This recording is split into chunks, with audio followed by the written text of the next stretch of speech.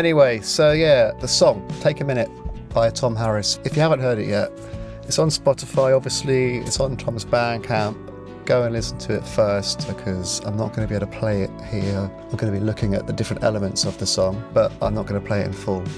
And, I'll try and be concise, but I don't want to edit myself too much. I tend to just go and ramble on about things, don't really script anything, so that's just part of this as well.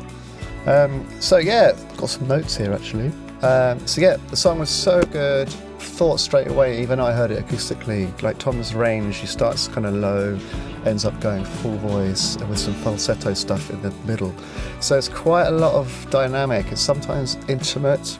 He's painting pictures that are quite detail focused, giving you information about situations. So it's quite intimate, brings you in. Then also are some bigger concepts in the songs. I thought it would help to have an arrangement that had that scope for contrasting those up close moments. So having sounds that were up close and dry and cozy sounding, and then contrasting those with more atmospheric elements and that were more grand, big, widescreen, epic.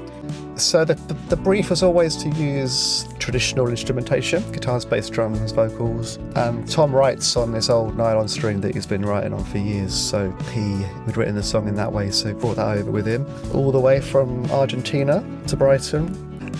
My goal was to make it feel like a collection of musicians, and maybe imagining them in a nice Nashville studio with rugs and lamps and just in the pocket, subtle, classy, and yeah, that was the vibe in my head. And obviously Tom doesn't have a band, so I wanted to fake that basically. Yeah, so we actually did that, and then Tom later on in the process introduced a choir. He sings in a choir, a really amazing choir, and I did a choir arrangement just off the cuff using a plugin, a Spitfire plugin I think, and just as an idea, and I did the arrangement, sent it to Tom, and he was like, I could get a real choir to do that. And so I sent all the parts, and then amazing, it came back and he'd recorded 5 parts and loads. It was great. It was a proper posh choir studio session.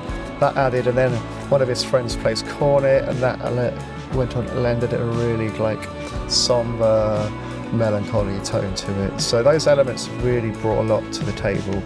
And I don't want to give the impression that I'm explaining this, if I explain this as if it's some kind of well thought out structured thing, I planned it all out, I'm going to do this, it's not really how it happens. The only thing that we really planned is we discussed the overall feel and some references, but the choosing of the sounds and the guitars and everything just happens quite instinctively and quite naturally and quite quickly actually in terms of the recording. And then it was a sort of editing process, and that's important because I think sometimes doing production walkthroughs, it's and then we did this and it was all planned out and we're geniuses.